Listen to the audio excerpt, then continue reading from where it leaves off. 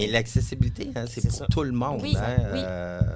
de rendre les lieux accessibles, là, même si toi, tu n'as pas d'incapacité, à un moment donné, ça devient un environnement plus accessible pour toi Ben, aussi.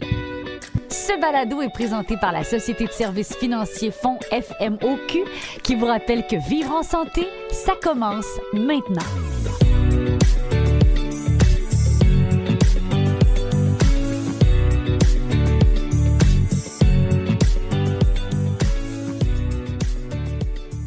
Un autre bel épisode qui débute de Santé sans rendez-vous par la Faculté de médecine de l'Université Laval. Puis aujourd'hui, je pense que je vais découvrir énormément sur ce sujet-là que je ne croyais pas autant. Est-ce que polariser est le bon mot? Bref, vous allez le comprendre dans les prochaines minutes, puisque je m'entretiens sur l'accessibilité dans notre société avec d'abord François Routier, qui est professeur au département de réadaptation Université Laval, chercheur au Centre interdisciplinaire de recherche en réadaptation et intégration sociale, le CIRIS du CIUS de la capitale nationale et responsable de l'équipe de recherche participation sociale et ville inclusive du CIRIS. François, bonjour! Bonjour. Bienvenue dans le balado. Merci. Et notre deuxième invité, il est directeur de la formation et de la défense de droit chez Kéroul, commissaire à la SCHL, donc la Société canadienne Hypothèque et le logement, commissaire pour la commission consultative pour vivre ensemble à la Ville de Québec. Il est père de famille également, Monsieur Simon April. Bonjour! Bien le bonjour.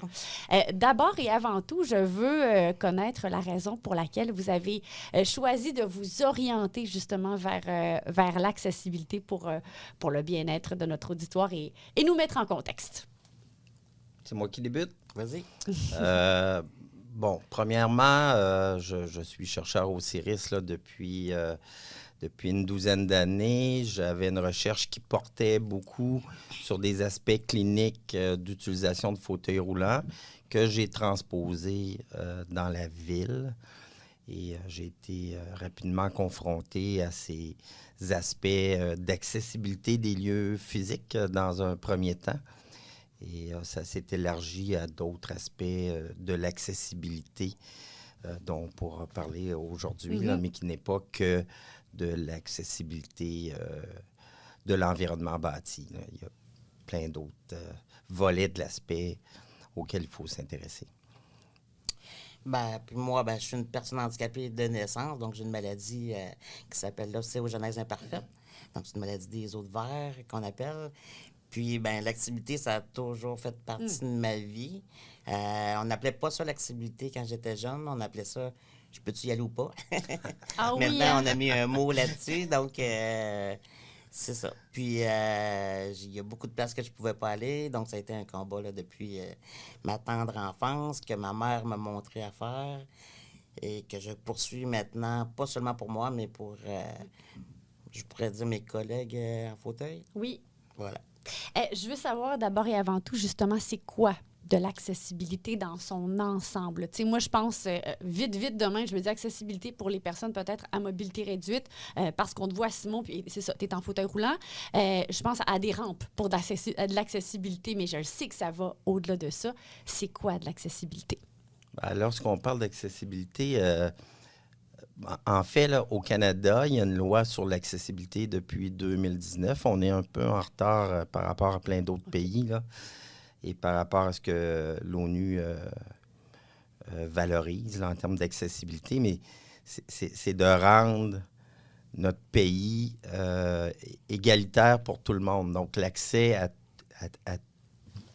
à l'environnement physique, aux services, c'est avoir les mêmes droits pour tout le monde. C'est ça, l'accessibilité.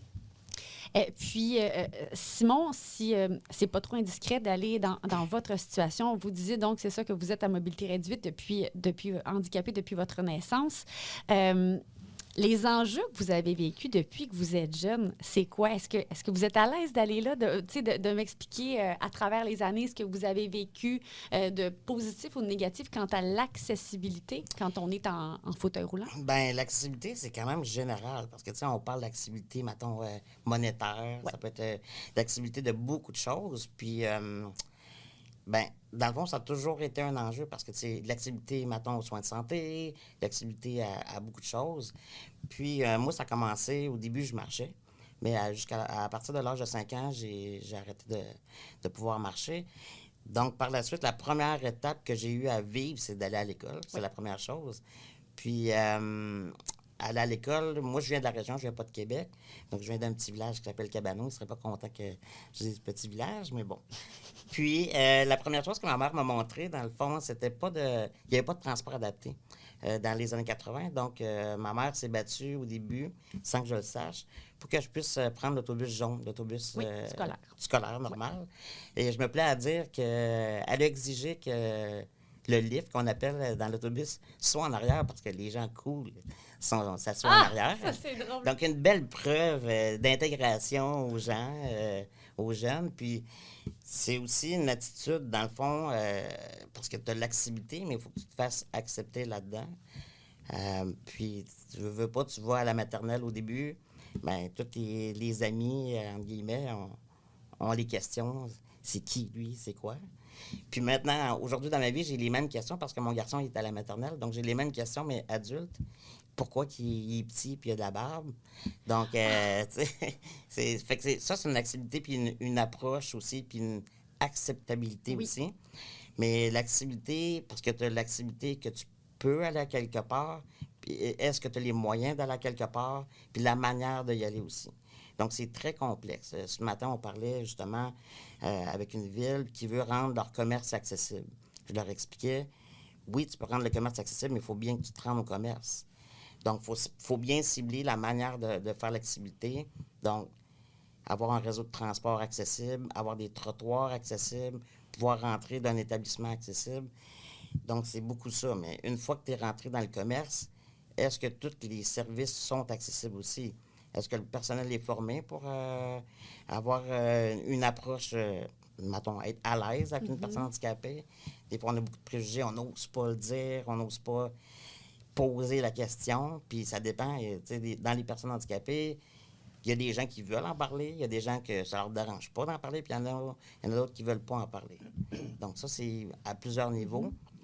Une personne qui est née avec un handicap versus une personne qui est devenue une personne handicapée suite à un accident ou une dégénérescence, c'est tout un monde, là, dans le fond. Là, arrêtez-moi de parler. Hein. Non, mais moi, je trouve ça vraiment intéressant. Mais je pense que ça met en contexte, tu sais, par l'histoire de François, pas François, par l'histoire de Simon, pardon, je pense qu'on peut aussi, tu sais, aborder tous ces sujets-là qui, justement, qui vont nous montrer jusqu'à quel point on offre des emplacements et des situations accessibles ou pas, tu sais. Fait que moi, je vous invite à continuer. J'aimerais faire du pouce sur l'exemple de la maternelle que tu as donné. Pour montrer que ce n'est pas que l'environnement physique. Hein. Il faut le moyen pour se rendre à l'école. Il faut que le personnel soit formé, soit prêt à donner des services adaptés. Bon, Simon a des incapacités physiques, mais on a des enfants qui ont l'autisme, qui ont une déficience intellectuelle, mais qui peuvent aller dans ces milieux réguliers-là, mais il faut que tout soit adapté à leur situation pour rendre le service accessible. Puis l'adaptation, parce que là, on parle justement handicap visuel ou encore autiste, des fois, c'est moins visible qu'un fauteuil roulant, on s'entend. Oui. Puis je veux qu'on fasse la différence aussi entre un handicap visible et un handicap invisible. Moi, je t'apporterais à faire aussi une différence entre l'accessibilité et l'adaptation. OK. Parce que l'accessibilité, en tout cas, corrige-moi si je me trompe, l'accessibilité, c'est pouvoir aller à quelque part, pouvoir être inclus. Puis l'adaptation, c'est plutôt personnalisé. Okay. Donc, une table, exemple, qui est adaptée pour ma hauteur, n'est pas nécessairement une table adaptée pour une autre personne handicapée qui est plus grande. OK. Voilà la OK, très, très, très intéressant. D'accord. Donc, c'est ça. Handicap visible, handicap invisible. Quelle est la différence? C'est sûr que oui, là, il y a le fait que ce soit visible ou pas, mais on va piger où, là? Tu sais, ça part de où à où, là? Ben, tout ce qui C'est sûr que les incapacités physiques sont plus visibles, mais je dis plus parce qu'il y en a qui ne le sont pas nécessairement. Hein, on inclut dans les déficiences physiques la vision, l'audition. Bon, la vision, ça peut être un handicap visible parce que les gens vont probablement... Tu le vois. Sans jeu de mots. Nous autres, on le voit. C'est ça, on le voit. Mais bon, une déficience auditive, pas nécessairement. Hein? L'autisme, déficience intellectuelle. Bon, quand les gens interagissent avec nous, on peut le comprendre, mais c'est pas nécessairement visible. Donc, quand je suis dans un commerce, il va y avoir des interactions différentes avec le personnel. En termes d'handicap invisible, là, aussi, les gens qui ont un AVC, souvent, vont avoir des séquelles au niveau du langage, tout ce qui est de la communication, qui n'est pas visible non plus. Donc, il y en a quand même beaucoup d'handicaps invisibles avec lesquels les gens ne sont pas formés. Quelqu'un qui fait des crises d'épilepsie. Épilepsie Tu aussi. ne peux pas le savoir. Là. Non. Donc, tu vas passer une entrevue avec un employeur. Tu le dis-tu si tu fais des crises d'épilepsie ou pas? C'est une bonne question. Hein? Bien, puis c'est ça qui m'apporte à vous demander, les personnes qui ont des handicaps invisibles, est-ce qu'elles se doivent de le dire? Tu sais, mettons, je sais pas moi, j'ai un handicap auditif. Bon, j'arrive dans un restaurant ou dans un magasin, peu importe, je veux magasiner, mais cette personne-là, est-ce que naturellement, pour un peu mettre en contexte, va le dire, écoute, j'ai un handicap auditif, ça se peut que je comprenne pas, peux-tu comme articuler, en tout cas, peu importe, là, tu sais, je sais pas c'est quoi ces techniques, slash dans un entretien d'embauche, avez-vous des anecdotes reliées à ça? Y a-t-il de la discrimination reliée justement à certains handicaps, que ce soit dans les milieux publics ou encore dans des milieux professionnels? Bien, de la discrimination, c'est sûr qu'il y en a. Là. Simon pourra avoir peut-être des anecdotes plus précises que moi. Là. Mais on a des collègues au centre de recherche qui ont étudié l'embauche. Hein. Donc, ils envoyaient des CV, des faux CV, puis ils ont regardé combien se sont fait rappeler. Oui. Donc, si tu indiques que tu as un handicap quelconque, tu es beaucoup moins rappelé. C'est des niveaux de non-rappel là, équivalents à si tu déclares que tu es noir. C'est pas du racisme, là, mais il y a des préjugés. Ben oui. Bon. Et ça, même si tu indiques, ben oui, je suis en fauteuil roulant, mais il y a des mesures. Le gouvernement paie pour telle chose pour aménager mon poste de travail. Ça demeure que tu es moins rappelé. Donc, oui, il y a... Puis, tu sais, en même temps, tu de le dire. Tu te dois de le dire parce que, en tout cas, en fauteuil, si je dis pas que je suis une personne en fauteuil, puis j'arrive à l'entrevue, puis il y a 8 marches, je peux y aller, Je comprends. je me rendrai pas. Fait que la question, c'est, OK, je le dirai pas, mais là, j'arrive à l'entrevue, puis je peux pas y aller, parce que ça peut arriver. Ou je le dis, puis il me rappelle pas. Mais des fois, ben maintenant, c'est peut-être un peu moins... ça dépend où tu postules aussi, là. Si je postule d'un dépanneur, ça se peut qu'il me rappelle pas. Oui. Mais si je postule au gouvernement, ben, ça, c'est un autre débat. Il y a des quotas. Donc, ça, c'est une autre affaire. Est-ce qu'on est pour les quotas? Moi, personnellement, quand je vais engager quelqu'un, je ne veux pas engager une personne handicapée, je vais engager quelqu'un. Oui. Fait que si la meilleure personne, c'est une personne handicapée, ben voilà. Mais là, c'est pas tout le monde qui pense comme moi non plus. Là. Je pense qu'il y en a qui disent, oui, il faut donner la chance, faut prouver aux employeurs qu'une personne handicapée peut faire autant la job qu'une personne pas d'handicap. Puis ça non plus, c'est pas toujours nécessairement vrai. Pas le fait de ne pas faire la job, mais tu sais, moi, j'ai une maladie des os, donc je peux être au travail puis pas prendre une journée de maladie de l'année. Mais si je tombe de ma chaise puis j'ai 4 fractures, ben là je suis pogné pour être sur le dos pendant 2 mois. Là. Fait que c'est quand même un risque aussi à prendre. Il y a beaucoup d'éducation à faire auprès de la population, mais même auprès des personnes en situation de handicap elles-mêmes. Il faut les convaincre qu'il y a des possibilités pour Oui. eux dans le travail, mais dans le sport, dans les activités de loisirs. Donc, c'est pas seulement auprès de la population. Puis un balado comme aujourd'hui, ben, ça contribue à ça, là. Puis, On l'espère. je vous écoute parler, là, puis je me retiens pour pas être fâchée, on dirait. Là, je vous écoute, puis j'en ai- On dit des énormités. Non, mais en fait, je suis... on dirait que je suis surprise de voir à quel point il y a encore de la discrimination, ou en tout cas du... On considère fortement, comme vous parliez, tu sais, de la candidature d'un ou d'un autre parce qu'il est en fauteuil roulant ou parce qu'il a telle autre situation. On dirait que ça me fait capoter. C'est pour ça que je vous écoute parler puis je me retiens un peu parce qu'on dirait que ça vient me chercher. Je trouve ça un peu déplorable. Je vais oui. nommer une autre forme de discrimination. Oui. Puis là, c'est l'environnement, je pense, qui fait que la discrimination existe, là. Mm-hmm.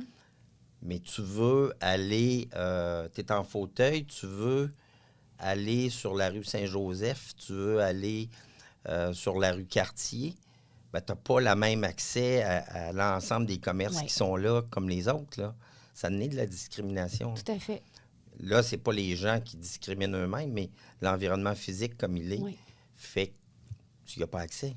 Comment on fait dans une ville comme Québec, justement, pour rendre les endroits, les milieux accessibles le plus possible? Ben, au niveau du tourisme, c'est sûr que le Vieux-Québec, c'est un des plus beaux quartiers du Canada, mais c'est aussi un des moins accessibles. Donc, puis on se cache souvent là, en arrière de tout ce qui est patrimonial. C'est une bonne raison. Par contre, je suis allé visiter le Colisée de Rome il y a quelques années, puis il y avait un ascenseur, il était full accessible. OK. Donc, ça aussi, c'est patrimonial. Donc, on n'a pas la même définition des fois. On n'est pas prêt à mettre les mêmes C'est moyens. sûr, c'est sûr. C'est sûr que Québec, là, il y a juste l'hiver fait qu'il y a des contraintes, là. Si tu vas à Vancouver, les trottoirs, si tu vas à Chicago, les trottoirs sont pas pareils. Ils sont plus... Mais Vancouver, ils ont été sensibilisés parce qu'un de leurs maires est en fauteuil. Oui. OK. Ça a changé tout. Fait que quand tu vas à Vancouver, les taxis réguliers pour le transport adapté, si tu veux un taxi, ça prend 30 minutes, je pense, puis tout ton taxi adapté.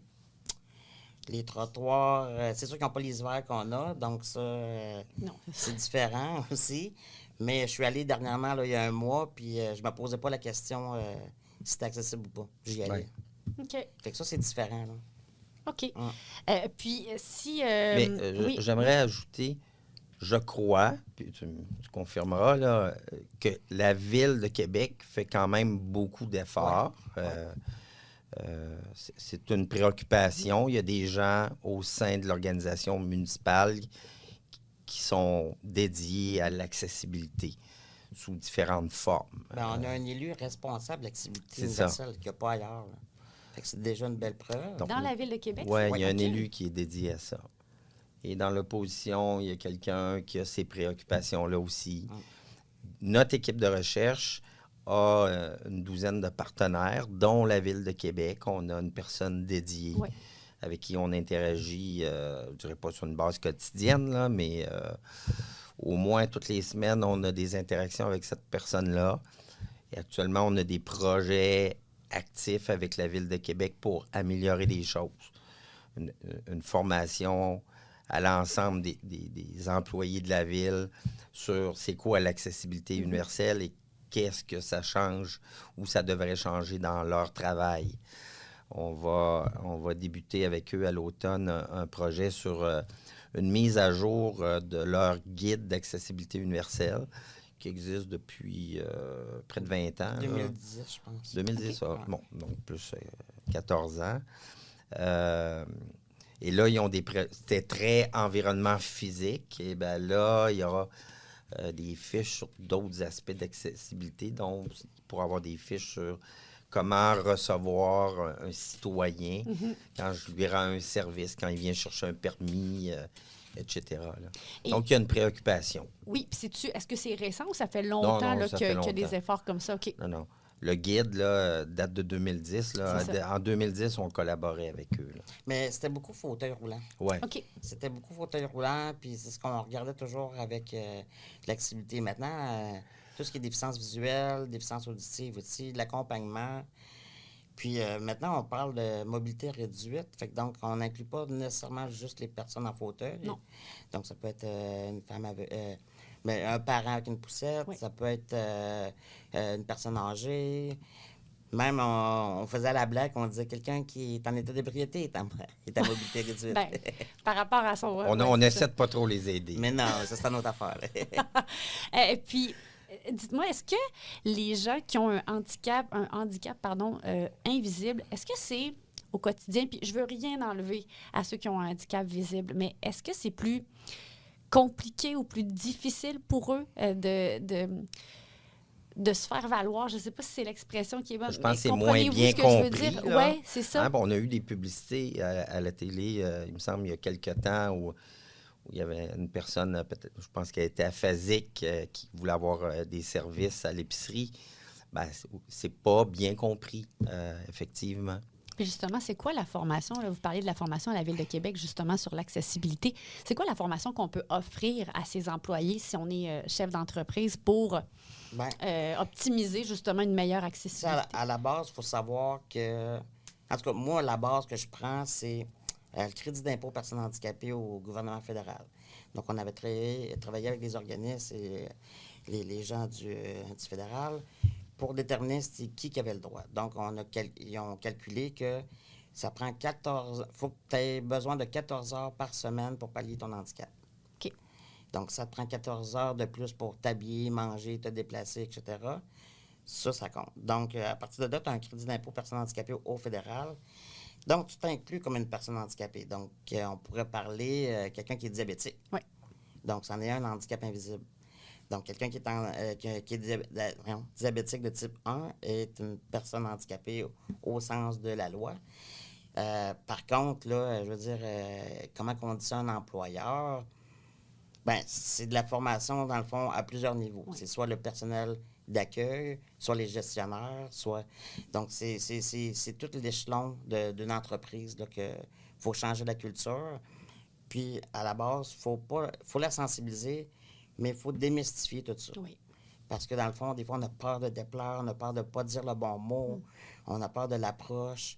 Puis, des fois, on devient trop familier. Donc, moi, je donnerais un exemple. Là. Je suis pas grand, tu sais. Donc, les gens me voient pas, mais je suis pas grand. Puis, quand on veut me parler, on me demande souvent « Veux-tu que je me penche pour te parler? Oui. » Là, ça finirait que tout le monde se pencherait. Fait que j'aurais juste du monde à genoux autour de moi tout le temps. Fait que là, ça... Qui aurait de l'air louche. Ouais, c'est ça, tu sais. Je suis quand même pas un empereur partout, C'est juste ça. dans ma maison, mais pas partout. Puis là, ben dans le fond, souvent, il y en a que... Oui, ils vont se pencher. Moi, j'ai rien contre ça non plus, là. Mais ils vont se pencher puis ils vont se tenir après ma chaise. Ça, c'est une autre affaire, tu sais. OK. C'est comme... Il y a une petite coche. C'est entré dans ta bulle. Oui, c'est comme si quelqu'un viendrait te parler puis te mettrait 2 mains sur les épaules de même. C'est pas tout le monde qui est à l'aise avec ça. Mais si ma blonde me le fait, ça me dérange pas. Mais quelqu'un que je connais pas, puis des fois, ils se tiennent après ta chaise pour pas... ça, c'est un autre... fait que c'est comme ça un peu c'est un exemple parmi tant d'autres, mais c'est une bonne sensibilisation des fois à avoir. Puis on parle dans nos formations aussi des fois des chiens accompagnateurs. Oui. Pour les personnes aveugles, pour les personnes en fauteuil roulant aussi. Est-ce qu'on accepte? Parce qu'on dit tout le temps, là, faut pas toucher au chien. Mais c'est quoi la manière de le reconnaître que c'est un chien d'assistance? Est-ce qu'il y a un harnais? Est-ce que c'est un chien officiel? Est-ce que je peux arriver avec... C'est une bonne question.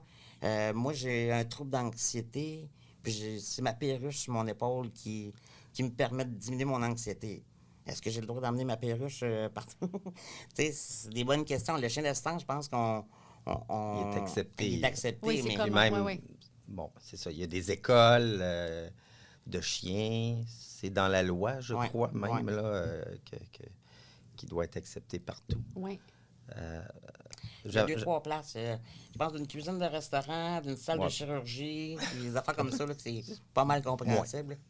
OK. J'aimerais faire du OK. pouce sur une chose qui est abordée, c'est...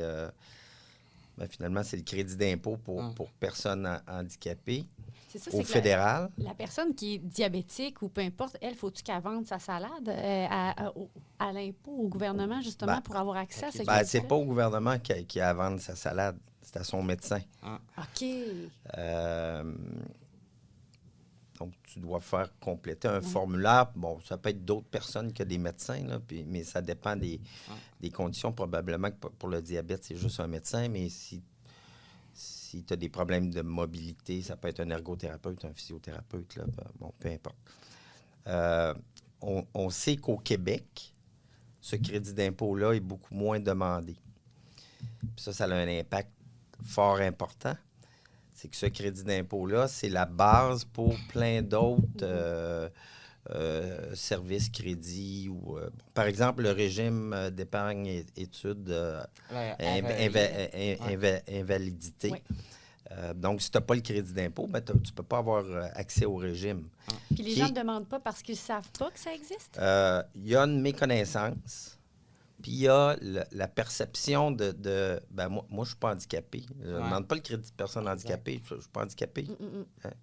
J'ai le diabète, pas Mais ça, handicapé. c'est pas juste crédit d'impôt. Hein, Non. C'est, même pour le travail. Oh, oui. Tu sais, il y a un sondage, c'est pas un sondage, une enquête canadienne là, à toutes les X années pour déclarer. Puis tu peux déclarer si tu as des incapacités ou pas. Il y a 16 % de la population québécoise qui se déclare avoir des incapacités. Ben, j'ai bel et bien dit qui se déclarent, mais il y en a plein qui ne se déclarent pas. Là. C'est ça. Puis là, je vais te donner un exemple. Il y a plein de personnes âgées qui sont sourdes, qui auraient besoin d'un appareil, mais moi, je ne suis pas sourd. Puis ça, tout le monde en connaît. Là. Ouais, des grands-papas et des grands-mamans qui... parlent de dos puis ils t'entendent pas. Là. Tu y parles de face puis ils t'entendent pas. Ah, ça n'entend pas. Il y a beaucoup de fierté là-dedans. Là. Oui, il y a de la c'est ça. fierté là-dedans. Il y a de l'acceptation aussi. Oui. Ouais. Accepter soi-même, dans le sens que les autres doivent accepter le fait que, bon, j'ai un collègue, par exemple, handicapé, mais à la base, il faut que cette personne-là s'accepte elle-même ou s'accepte sa situation. Oui, c'est ça. Est-ce que la personne qui a un handicap, puis je ne veux pas non plus me faire lancer des tomates, mais on parlait tout à l'heure du fait, est-ce qu'on le dit ou est-ce qu'on le dit pas? Est-ce que la personne qui a un handicap, qu'il soit visible ou invisible, devient, si on veut, le meilleur porte-parole de la situation? Si on veut la faire connaître, mais en même temps, vous disiez tout à l'heure qu'il y a des gens qui ne veulent pas en parler, puis c'est bien correct, puis on respecte le choix de cette personne-là de ne pas en parler. Mais est-ce que cette personne-là ne se fait pas le meilleur porte-parole, le meilleur ambassadeur, justement, de l'accessibilité du genre, écoute, je suis en fauteuil roulant, vous le voyez, ou j'ai une difficulté d'audition, entrez dans un restaurant, écoutez, si vous pouvez m'aider à faire ça, tu sais, de rendre la situation plus accessible aux yeux de la personne qui le vit puis qui est peut-être pas à l'aise d'interagir avec une personne avec un handicap. Comprenez-vous ce que je veux dire? Oui, j'aimerais débuter. Première chose, notre équipe de recherche, c'est un peu ça la philosophie. On veut travailler avec les principaux intéressés parce que, c'est eux qui connaissent les problèmes, puis c'est probablement eux qui connaissent les solutions. Oui. Nous, on peut juste les aider à, je vais dire, packager ça, mettre une couche de recherche pour qu'ils puissent aller revendiquer. Nous, on ne revendique rien, mais on produit du matériel qui démontre qu'il y a des situations problématiques ou qu'il y a des solutions. Voici une solution qui marche, on pourrait l'implanter. Et pour répondre plus spécifiquement à ta question, ben moi, je le crois que dans la vie de tous les jours, c'est les individus eux-mêmes qui sont les meilleurs porte-parole. Mais il y en a qui souhaitent moins mettre en valeur. Moi, j'ai un fils qui est sourd d'une oreille, puis il n'aime pas tant en parler. Okay. Puis, ben, c'est comme ça. Ah oui. Mais quand tu es en fauteuil, ben là, c'est plus difficile à cacher. Oui, c'est sûr. Parce que c'est un peu évident, là, mais tu vois, nous autres, chez Kirol, quand on fait nos formations, c'est toujours le pour et part. Donc, on exige là, que ce soit... on veut que ce soit 2 personnes avec 2 types de handicaps différents. Donc, souvent, on fait fauteuil, handicap moteur, handicap visuel. Mais des fois, moi, j'ai donné des formations depuis 2018, puis... On est nous deux à donner la formation, puis maintenant, on vient à parler de déficience intellectuelle ou autiste. Puis c'est pas parce que je suis en fauteuil roulant que je connais tout ce qui a rapport à l'autisme. Et, tu sais, c'est pas parce que tu as un handicap que tu les connais tous. Puis moi, en tout cas, quand je suis arrivé dans le communautaire, parce que j'étais un ancien fonctionnaire, quand je suis arrivé dans le communautaire, c'est ça qui m'a frappé un peu. Là. Ben, crime, je les connais pas tous, les handicaps. Puis ça dépend de ton réflexe. Est-ce que tu dis, OK, ben moi, je vais me spécialiser dans un type d'handicap ou, dans le fond, je suis curieux. Moi, je suis plus curieux, dans le fond. Fait que je me suis fait des amis qui aveugles, puis des personnes sourdes, puis j'en ai appris pas mal là-dessus. Donc, quand on arrive pour donner une formation, ben si c'est comme... Parce que ça dépend c'est quoi qu'ils demandent comme formation. Je vous donnerai un exemple à l'aéroport de Montréal. Ils nous ont demandé des formations, mais beaucoup en déficience auditive. Parce que leur système téléphonique, tout ce qui avait rapport à ça, ils n'étaient pas capables de donner le service. Tandis qu'en fauteuil moteur ou en déficience visuelle, ben ça faisait une couple d'années qu'ils étaient capables. Bon, il y avait déjà des formations, mais de ce côté-là, ça ne fonctionnait pas du tout. Donc là, il a fallu trouver des formateurs pour le langage des signes. C'est ça, le langage des signes? Oui, langage des signes, je ne vais pas me tromper. Puis là, ben, en tout cas, on va voir, c'est quelque chose qu'on veut améliorer là, dans les prochaines années. Mais l'activité, c'est pour ça qu'on dit que l'activité, c'est large. Des fois, c'est l'activité physique des lieux, mais des fois, c'est vraiment le personnel, comment tu te comportes avec les gens. On parlait aussi de technologie quand on a abordé le sujet des quadriporteurs. C'est quoi les autres technologies qui sont existantes, justement, pour aider à l'accessibilité? Bien, tu sais, comme la RAMQ, dans le fond, il était vraiment stické sur le fauteuil roulant, fauteuil motorisé. Je pense, tu sais, comme tout ce qui est canne, déambulateur. Mais, tu sais, dans le fond, vient un moment, quand tu es une personne en fauteuil manuel, si ton handicap, il devient, ben, il régresse, ou comment on dit ça? Ouais, il devient pire, mettons. Il devient pire. Oui, il dégénère. Oui, il dégénère, exactement. Ça, je cherchais. Fait que dans le fond, quand il dégénère, à un moment donné, il vient que tu vas passer en fauteuil motorisé. OK. Mais, tu sais, moi, je me dis, puis en fauteuil motorisé, là, moi, je parle beaucoup d'argent, là, mais c'est 30 000 au moins. OK. Puis un fauteuil manuel comme le mien, c'est à peu près 3 200, 3 500. Fait que je me disais, crème, il doit y avoir un entre les deux, là. Ça se peut pas que... Puis là, est venu, là, il y a des gens qui ont un fauteuil manuel, mais avec des roues automatiques. Donc, à chaque fois que tu donnes un coup de roue, c'est comme si tu en donnais 4. Comme une assistance. C'est comme les vélos assistance assistés. électrique. Mais la RAMQ ne payait pas ça. OK. Donc, moi, j'avais un de mes amis qui avait été aux États-Unis à s'en acheter. Ça avait coûté 4 000 la roue. La roue. Oui, puis parce que c'est quand même Incluant la technologie, là, aussi. Oui, c'est ça. Mais, tu sais, c'est une business, le handicap aussi. Il ne faut pas oublier ça. Donc, moi, j'en ai une présentement ici. Là. J'ai mon fauteuil manuel, puis j'ai une petite roue automatisée en arrière. Moi, je dis tout le temps pour rire, là, il me plug ça dans le derrière. Là. Fait que dans le fond, tu l'accroches après le fauteuil. Puis j'ai une petite manivelle à côté ici, puis je peux choisir la vitesse que je veux aller. Donc, je vais au parc avec mon garçon. Lui, il est en vélo. Ben, tu sais, en fauteuil manuel, à moins que j'aille Chantal Petitclerc, je ne vais pas le suivre. Mais avec ça, je suis capable de le suivre jusqu'à 10 km/h. Fait que ça m'aide beaucoup. Oui. Puis c'est un petit bidule qui coûte 3 ou 4 000 $. Donc, si tu calcules le fauteuil plus le petit bidule, ça revient quand même moins cher qu'un fauteuil manuel, motorisé. Puis la personne peut garder un certain type d'autonomie. Donc, elle peut travailler encore ses bras, elle peut faire de l'exercice. Fait que c'est quand même gagnant-gagnant. Puis il y en a plein d'aides techniques comme ça. Sauf qu'il faut que la RAMQ, ça est quand même assez ouvert. Actuellement, la RAMQ ne le rembourse pas. Toi, tu l'as payé? Non. Ils ont Moi, accepté? j'ai fait partie du projet pilote. OK. C'est bien. Puis là, présentement, là, les ergots, ben, dans le fond, c'est une autre affaire, mais ils ont de la paperasse à faire. Puis il faut qu'ils prouvent ça. Mais je trouve que... c'est des demandes de considération spéciale pour un ergothérapeute. Puis ça demande beaucoup de temps d'expliquer que la personne va réaliser des habitudes de vie avec ça et que tout le monde est gagnant. Là. Mais moi, mon ergothérapeute, en tout cas, elle est proactive là-dessus. Là. Fait que c'est elle qui me l'a proposé, c'est même pas moi qui ai pensé. Fait que ça, c'est une bonne idée, je serais prêt à l'essayer. Mais aussi, c'est pas fait pour tout le monde. Parce que moi, mon fauteuil, ben dans le fond, ma petite roue, là, ça pousse. Oui. Fait que si je pogne une bonne craque de trottoir, ben une petite démarcation de...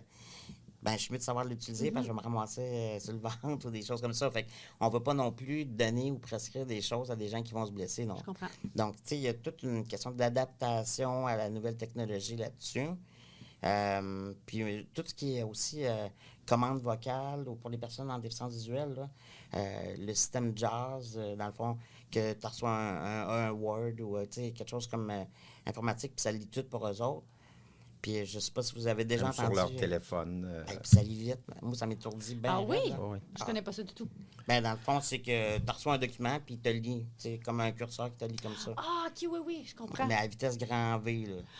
Fait que tes entends, c'est comme, voyons donc.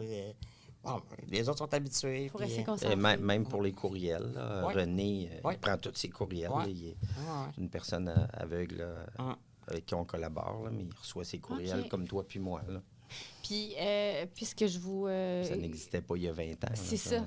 Et puis, si on jase de solutions ou de visibilité, justement, de l'accessibilité, tu sais, des fois, il y a des... c'est peut-être pas le bon terme, mais puisque je vis dans les médias, c'est mon métier d'être animatrice à la radio, il y a des causes qui deviennent sexy, il y a des causes qui deviennent à la mode parce qu'il y a un porte-parole vedette québécoise, par exemple, qui décide d'endosser tout ça, grosse campagne publicitaire à la télé, à la radio. C'est-tu quelque chose qui a déjà été fait ou qui va se faire ou qui fait en sorte que est-ce que la cause est sexy? Comprenez-vous mon point? Ben, ce qui est sexy, c'est... je sais pas si je vais dire ça. Ah oui, je vais le dire. Ce qui est sexy, c'est tu sais, aider les enfants malades. Oui. Ça, Ouais, là, c'est ouais. ça, là, opération Le enfant cancer du soleil, sein, cancer ouais, du c'est ça, sein. ouais. Tu sais, ça, c'est sexy. Mais aussitôt que un enfant devient un adulte handicapé, ben ça, c'est moins sexy. Fait que passé 18 ans, 21 ans, là, au début, là, moi, j'ai fait rêve d'enfant, les gros trucs comme ça. Mais à 21 ans... On t'a pu appeler. Non. C'est tranquille, là. J'attends toujours mon appel. Mais ouais, c'est ça, tu sais, c'est moins sexy. Fait que là, on parle, ben, si t'es pas content, achète-toi là. Ou, tu sais, c'est plus à ce niveau-là. Fait que aller à Walt Disney, là, ça, c'est accessible au coton, là. Parce qu'il y a plein d'enfants qui sont en situation de handicap qui vont. Puis, mais si tu décides d'aller d'un tout inclus au Mexique, ben, tu sais, les autres, qui ont pour leur dire souvent aussi, dans cette mentalité, ben, les personnes handicapées, ils n'ont pas d'argent, fait qu'ils ne viendront pas de toute façon. Ah, ben oui, c'est sûr, tout le monde sait ça. Que les personnes handicapées n'ont pas d'argent. Ben, c'est sûr que si tu as 8 marches pour entrer dans ton hôtel, avec juste du sable, pas rien, pantoute, ben, il n'y en aura pas. C'est pas nécessairement qu'ils n'ont pas d'argent, c'est qu'ils peuvent pas y aller. Ben non, c'est ça, exact. Ouais. Fait que c'est une autre forme d'accessibilité, là. Puis, mettons, dans un avenir futur, dans votre idéal, qu'est-ce que vous voyez justement pour l'avenir en termes d'accessibilité? Ben, tu vois, il y a un gars qui s'appelait Jérémy. Je me rappelle pas de son nom de famille. Lui, il est devenu quadraplégique suite à un accident. Puis, il y a une affaire comme... au Québec, il y a un programme qui s'appelle le programme PAD, c'est le programme Adaptation de domicile. Donc, le gouvernement te donne de l'argent pour rendre ton domicile accessible. Puis, depuis 1992, là, ils l'ont changé dernièrement, mais depuis 1992 à l'année dernière, ils donnaient 16 000 OK. Donc, c'était 16 000 pour faire adapter ta maison, puis si ça coûte plus cher, ben organise-toi. Donc, Bon, mais 16 000 la dernière année, c'était pas mal juste mettre une pente devant la, 16 000 Ben là, devant c'est la ça que j'allais maison. dire, 16 000 Ça baisse pas les trottoirs, pas les trottoirs, mais les comptoirs, ça Non. n'adapte pas la salle de bain. mais 16 000 Ou en tu mets tout dans la 92, salle de bain. c'était différent qu'aujourd'hui. Ben, c'est ça que j'allais dire, parce qu'aujourd'hui, 16 Ben 000 oui. on va pas loin, là. Non, fait que dans le fond, tu avais ça, puis je vais donner un exemple, j'ai fait mettre une salle de bain accessible dans mon sol, puis ça prenait une plateforme pour descendre. Ben, ils m'ont donné 16 000 mais ça m'a coûté 47 000. Par contre, un petit détour de même, si j'étais un blessé médulaire et c'était la SAC qui me payait ça, ben la SAC paye tout. OK. Fait que dans le fond, il y a déjà une différence entre les personnes handicapées de naissance puis les personnes SAC. Déjà, Je là. ferme ma parenthèse. Au Québec, il y a différents programmes, là, hein, puis Ouais. il y a un peu d'iniquité, là, ici. Ouais. Puis, c'est-tu... Bon, oui, de l'iniquité, je vous entends, puis je l'entends, là. Puis je me retiens. Mais, comme je vous dis, ça me touche. Est-ce qu'il y a des programmes qui seraient à revoir, selon vous, justement, que c'est un peu plus archaïque, puis que, justement, 92, c'est pas 2023, là? Y aurait-tu des moyens de revoir certains programmes? De revoir les montants annuellement, pas attendre Non, c'est ça. Non. 30 ans, là. Mais là, ils l'ont fait à 50 000. Fait que... Le même 16 000 est rendu à 50 000. Oui, OK. il y a un gros... Ben oui, ils ont c'est- attendu que je fasse mes travaux, puis Ah, m'endette, puis ben après, oui. ils l'ont fait. Ben oui. Mais c'est pas grave, ça fait partie de la game. Fait que la prochaine fois que je vais me faire une cuisine, là, je vais me gâter. Ben oui, ben Non, absolument. non, c'est pas vrai. Mais oui, ces programmes-là devraient être revus, c'est sûr. Mais aussi, souvent, les programmes, c'est qu'ils sont méconnus. Puis, mettons que c'est un employeur qui va engager une personne handicapée, puis qu'il y a ça s'appelle des CIT, c'est des contrats d'intégration au travail. Donc, le gouvernement paye une partie il va pallier, dans le fond, le salaire de l'employé, jusqu'à 40 %, des fois, ça peut aller plus. Mais, tu sais, pour un employeur, là, il remplit ce formulaire-là qui est super long. Après, il faut qu'il aille voir un médecin. Puis après ça, ben il fait sa demande. Puis dans 1 an, peut-être, il va avoir une réponse. OK. Fait que s'ils cherchent un employé tout de suite, ben ils vont tout passer à côté de la game, là. Fait que c'est tout... L'intégration au travail, là, c'est primordial. Ça, ils font rien pour ça. Je comprends pas, là. Puis tantôt, je ne l'ai pas mentionné, mais nous, on a fait certains projets pour aider à amener au travail, là, par exemple, des gens qui avaient une déficience intellectuelle et l'autisme aussi, là. Donc, des programmes qui soutenaient l'employeur sur comment recevoir ces gens-là qui ont ces caractéristiques-là. Ouais. Et aussi pour les personnes autistes et déficiences intellectuelles, pour les préparer à l'arrivée au travail. Simon l'a mentionné au début du balado, là. L'accessibilité, c'est plusieurs choses. Hein. C'est pas juste avoir une pente à l'entrée du commerce, c'est d'être capable de te rendre au commerce. Bon, là, on a parlé du transport adapté. Au Québec, il y a eu beaucoup de changements dans le transport adapté récemment qui fait que la situation est un petit peu chaotique, là. Tout le monde en est conscient. À Québec, ici, il y a des mesures qui sont prises, mais pas suffisamment. Le transport adapté, c'est pas l'idéal. Hein? C'est à telle heure, à telle heure. Mais par contre, ça amène des avantages. Moi, je voyage avec mes amis, puis je planifie tout ce que je fais. Je vais au restaurant à telle heure, je fais ça, puis ils me trouvent fou, je sais pas, là. Tu sais, t'es ben trop organisé, là. Nous autres, on veut un peu de latitude. Ben, moi, je suis habitué comme ça, donc je le fais comme ça, puis souvent, ça marche. Parce que, dans le fond, t'as réservé au restaurant qu'il fallait, là, que ça prend 2 semaines de réservation d'avance. Ben, moi, j'y ai pensé, mais les autres, c'est pas grave, on va aller à l'autre à la place, là. Mais moi, des fois, c'est lui qui est accessible, puis l'autre, il l'est pas. Exact. Fait que... Autant mieux planifier pour s'assurer d'avoir... ça, c'est de la gestion d'anxiété là-dedans. Tu sais, l'handicap, ça procure aussi une certaine forme. De la minute que tu sors de chez vous, tu le sais pas, là, tu sais, qu'est-ce qui peut t'arriver. Fait que, tu sais, on parlait au RTC l'année dernière, puis ils mettaient de plus en plus d'autobus de ville réguliers accessibles, puis d'arrêts accessibles.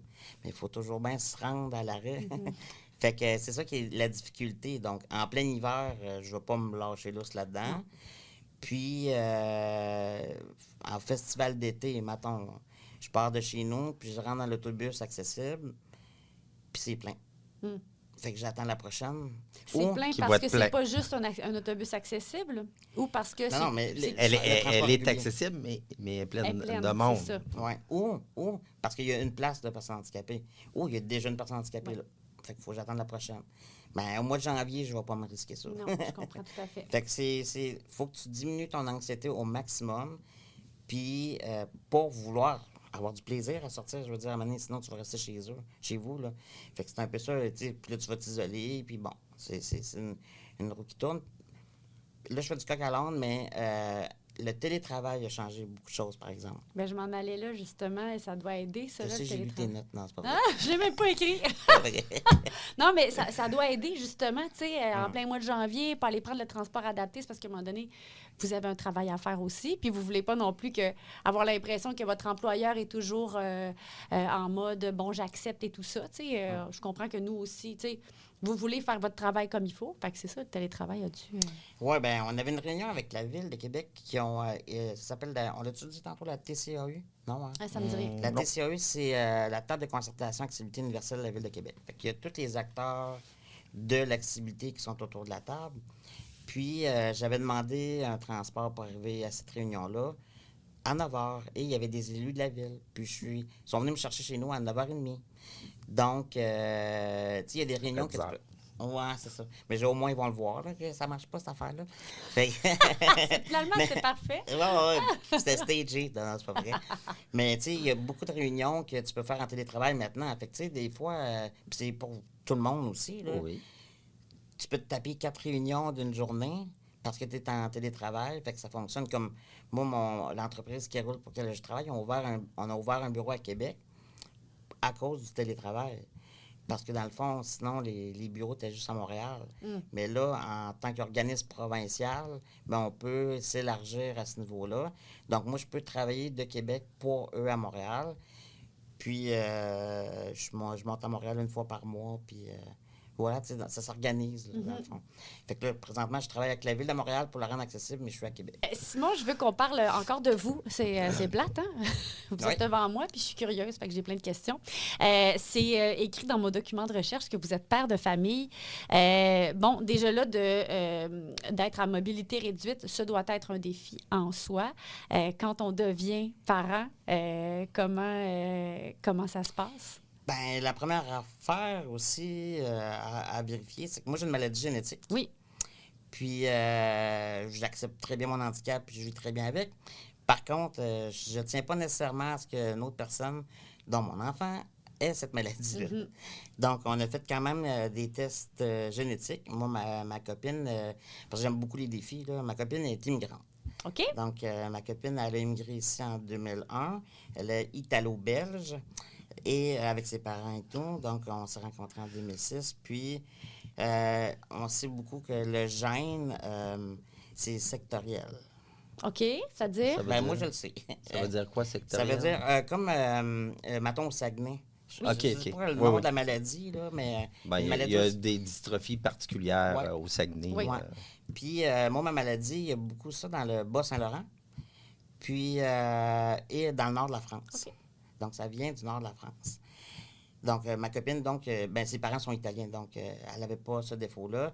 La généticienne nous expliquait qu'on a tous porteurs de 5 gènes défectueux, mais OK, j'en sais un. Et puis elle, sa condition, c'est... Ma blonde est infirmière à l'Enfant Jésus, donc... Mais elle n'a pas de aucun mobilité handicap. réduite ou quoi que ce soit. Pas Pas du tout. OK, parfait. Pas du tout. Super. Puis, elle non plus, là, je veux dire, ben, c'est pas que, je dis pas qu'elle s'occupe de moi, oui, mais, tu sais, c'est pas ma préposée non Non. plus, mais elle voulait pas nécessairement non plus avoir, ben, tu sais, je veux dire, il y a personne qui lève le flag qui veut ça, là, c'est pas ça que je veux dire, mais, tu sais, on veut faire attention. Quand ma copine étant infirmière elle-même, je veux dire, on a accouché au CHUL, à Québec, puis, dans le fond, ma copine, OK. Ben, elle a eu un petit problème à l'accouchement. Donc, elle ne pouvait pas se lever pour s'occuper du bébé le soir même. Donc, il l'avait mis dans un espèce de bac là, Oui. transparent. Là. Oui. Je sais pas comment appeler ça. Là. Un panier. Un bac à fruits. Non. En tout cas, Non, mais je l'ai déjà entendu l'expression, mais j'allais dire incubateur, mais c'est pas ça, c'est pas un incubateur, non. parce que ça, c'est pour les C'est prématurés, un truc là, de mais oui, plastique. On voit on le l'image. visualise, là, oui, Puis, c'est ça. il m'arrêtait par-dessus la tête. Donc, moi, je ne pouvais pas l'atteindre.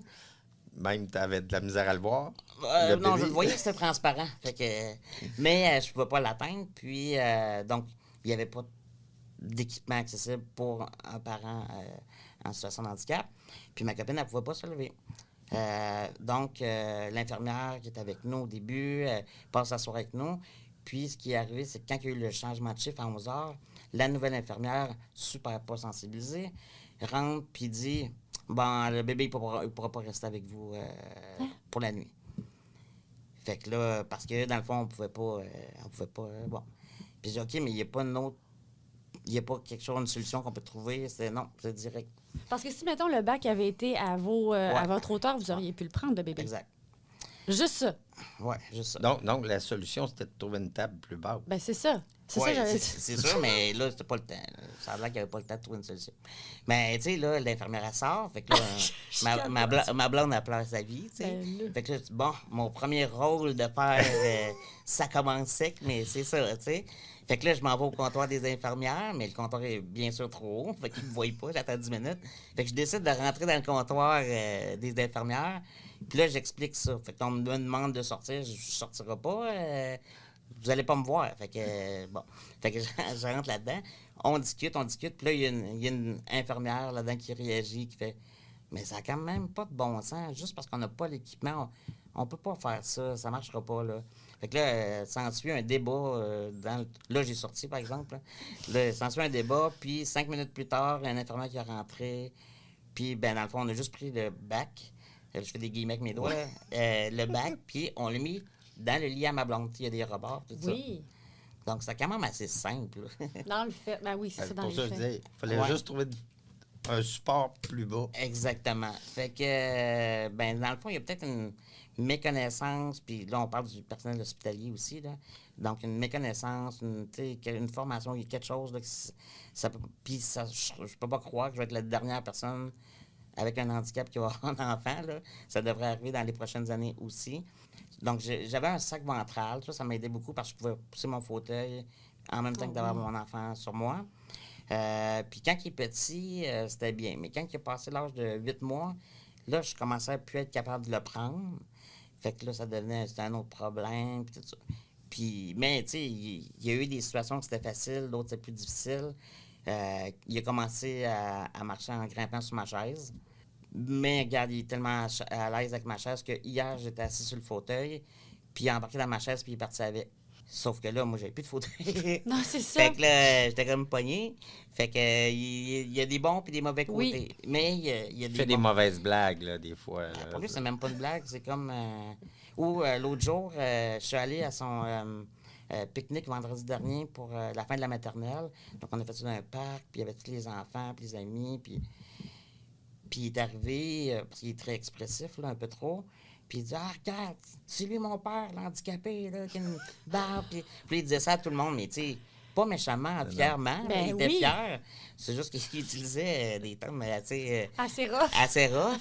C'est cru. Puis, Même ben là, c'est les autres parents qui devaient... oui, exactement. Même la prof, là. Oui, c'est bon, Lorenzo, on a compris. On l'avait Ouais, compris. Parce que les autres enfants, ils ne devaient même pas s'en rendre compte, mais c'est ça, c'est plus au Non, niveau mais des, là, je des me suis adultes. ramassé avec une ceinture d'enfants autour de moi, puis un paquet de questions, là. Est-ce que vous êtes à l'aise de répondre justement à des enfants qui sont curieux puis qui, tu sais, qui veulent juste en apprendre plus? Ben, pour moi, ça me dérange pas. Je le dis. Ben, ça dépend, là. Je veux dire, si je suis au parc à 7h15 le matin avec mon garçon, puis je suis poqué, puis j'ai un café dans les mains, là, ça me tente peut-être comprends. pas tout le temps. Mais, tu sais, je veux pas envoyer un enfant Promener. Ben parce non. que ça me tente pas. Ben, parce que je suis le même, mais il y en a d'autres que peut-être que oui. Puis c'est la même affaire pour si tu vas aider une personne handicapée, il y en a d'autres qui vont dire oui, mais il y en a d'autres que touche-moi pas, je veux rien comprends. savoir. Fait que c'est un peu la même situation. Mais moi, dans le fond, dans mon quartier, là, il y a plusieurs enfants qui ont grandi avec moi et qui me connaissent. Donc, les dernières fois que ça m'est arrivé des ceintures d'enfants avec des questions, ben dans le fond, ces petits-enfants-là viennent, sans que je leur demande, me défendre. Oh! Laissez-le tranquille, là. Il n'y a pas le goût de vous parler de ça. Demandez-nous-le, on va vous le dire, nous autres. Ça devient comme des espèces de gardiens. Ouais, c'est Ah, quand même c'est bien cocasse. cute. Puis au niveau du transport, parce que là, ce que je comprends, c'est que vous ne conduisez pas. Non, pas moi. Est-ce que votre conjoint conduit? Avez-vous un Oui. véhicule, dans le fond? Oui, ben moi, je suis quand même chanceux, je suis capable de me transférer d'un auto, là. Oui. Donc, nous autres, on a un petit auto là, qu'on peut se transférer, que je peux me Fait transférer. que pour transporter votre enfant, c'est ça, Ouais. souvent c'est l'auto. Ben, c'est toujours ça. L'amenez-vous des fois avec vous en transport adapté? Ben, je pourrais, mais là, il est comme à la limite là, d'un banc d'auto, pas Ouais. de banc d'auto. Fait que pas de banc d'auto, je pourrais. Avec un banc d'auto, oui, mais Ça devient des fois, compliqué. c'est compliqué, puis il faut que le chauffeur l'attache, puis dans le fond, nous autres, on a quand même acheté notre maison, on a une école qu'on peut se rendre à pied. Ouais. Fait que, tu sais, il n'y a pas l'aspect de véhicule pour se déplacer, pour toutes ces raisons-là. Par contre, là, de la minute qu'on veut sortir de notre quartier, c'est sûr que ça prend l'auto. Je lui ai fait faire une promenade en bus RTC. Oui? Puis, il n'a pas aimé. Ah! Il n'a pas aimé parce que, pour des raisons, juste, il n'aime pas les gros bruits, les gros sons, puis il n'y a pas de diagnostic là, pour l'instant là-dessus. Là, Non, mais non, mais il n'aime pas ça. sensible, c'est ça. Ouais, c'est ça. Il n'aime pas bien ça. Fait qu'on continue à y aller avec l'auto, puis ça va super bien là, à ce niveau-là. Mais on pourrait avoir une communauté aussi. Là. On n'est pas... on choisit nos Mais tu n'as cours. pas besoin d'un véhicule adapté. Là. C'est ça aussi. Ben, pas pour l'instant. Par contre, là, la journée que je vais peut-être avoir besoin d'un fauteuil motorisé, là, il va falloir penser à toutes ces situations-là. Bien sûr. Et la parentalité? Un beau cadeau dans votre vie? Très beau. C'est le plus beau cadeau. C'est pas toujours facile, mais on les aime, ces petites bêtes-là. Là. Mais j'ai les mêmes enjeux avec ma conjointe que tous les conjoints et conjointes du Québec et du monde. Donc, c'est de faire les tâches comme il faut. Par contre, il y a certaines tâches que je peux pas faire. C'est plus difficile. Donc, des fois, ça donne une charge mentale puis une charge physique un petit peu plus là, à ma conjointe qui prend le rôle haut la main. Par contre, elle est quand même aussi infirmière. Infirmière, c'est quand même un métier exigeant. Donc, j'essaie de pallier le plus possible. Tu sais, c'est comme donner le bain. Des fois, donner le bain, faut que tu trouves des trucs. Faut que tu trouves des trucs parce que sinon, ben c'est trop facile de dire je suis pas capable de le faire, puis je laisse faire ça. Fait que c'est pour ça que je parlais tantôt de ma petite roue automatique. Juste d'aller dehors avec mon garçon puis de pouvoir le suivre partout, ça, c'est un gros plus, là, tu sais. Ça change une vie, en fait. Là. Ça fait Ouais. toute la différence. Là. Oui, c'est sûr, parce que avant ça, maintenant qu'il voulait aller au parc, on ne le laisse pas envoyer au parc tout seul. Là. Donc, avant ça, ben il fallait demander, je demande à ma conjointe, ou qui demande à ma conjointe, qui avait, mettons, le souper préparé, ben veux-tu aller au parc? Là, ça devenait trop. Fait que là, avec tout ça, ben au moins, ça m'aide à pouvoir prendre mon rôle plus à cœur, là, ou plus au sérieux, maintenant. Et pour terminer, là, je sais que vous anticipez l'anxiété et tout ça par rapport à la question finale. Je blague. Mais on est déjà rendu, malheureusement, à notre... parce que je trouve notre discussion complètement palpitante. Si vous aviez à prendre rendez-vous, parce que le balado s'intitule « Santé sans rendez-vous », si vous aviez à prendre rendez-vous avec n'importe qui, n'importe quelle personne morte ou vivante, personnage fictif ou réel, ce serait qui et pourquoi? Moi, ce serait Stephen Hawking, le physicien qui est décédé il y a quelques années, qui lui-même avait des incapacités importantes. J'aurais aimé ça l'entendre parler de sa vie, les difficultés qu'il a eues en raison de ses incapacités, comment il a dealé avec ça, comment il voit lui-même l'accessibilité à la ville, à l'éducation, etc. Là. Oui, ça aurait été quelqu'un avec qui j'aurais aimé jaser de tout ça. J'y avais pensé hier, puis je voulais dire Leonardo da Vinci. OK? Je trouvais que ça faisait prétentieux un peu, là, mais à cause que, dans le fond, tu sais, tout ce qu'il a inventé, puis j'aimerais ça y parler du handicap.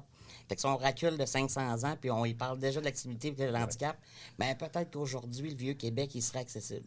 Ah! Peut-être qu'on pourrait faire ça, mais la vraie personne que j'aimerais parler, c'est à moi, à 10 ans. OK. Et pourquoi 10 ans? Parce qu'il n'a rien vu, Simon, à 10 ans, là, dans le fond. Là. Puis Mais il va peut avoir plus comprendre qu'à 5 ans, mettons? Ben, 5 ans, ouais, non. Mon garçon, il a 6 ans et demi, puis... mais mon garçon, il a 6 ans et demi, puis il sait c'est quoi l'accessibilité. Ben, pas le mot, mais il comprend, tu sais. Comme, je vais y aller pour toi, papa, tu peux pas y aller, il y a 6 marches. Mais tu vas voir, je te dirai pas que c'est super le fun. OK. Ah, c'est donc bien drôle, ça. Ouais.